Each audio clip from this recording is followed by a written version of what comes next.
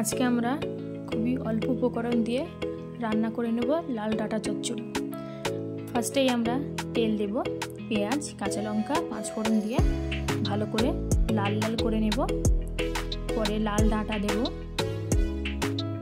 ভালো করে নাড়াচাড়া করে মিক্স করে নিতে হবে এবং এই ডাঁটা যাতে হেজে যায় সেই জন্য পরিমাণ মতো লবণ দিয়ে দেব।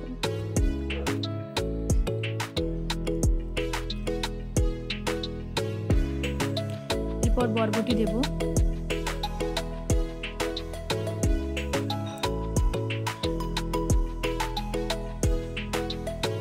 গ্যাসটাকে খুবই আস্তে দিয়ে রাখতে হবে, তা না হলে তলে লেগে যাওয়ার সম্ভাবনা থাকে।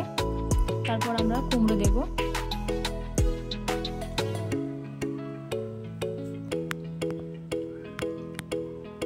খুবই ভালো করে নাড়াচাড়া করে নিতে হবে। এরপর ঝিঙে দেব,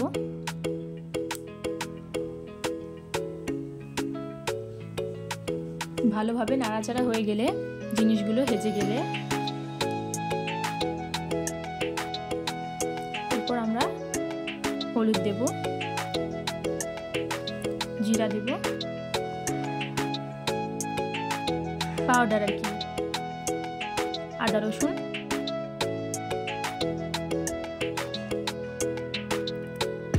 একটু লবণ আর কি।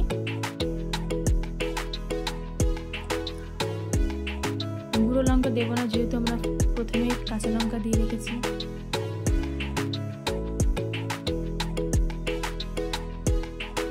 ভালো করে মিক্স করে নেব।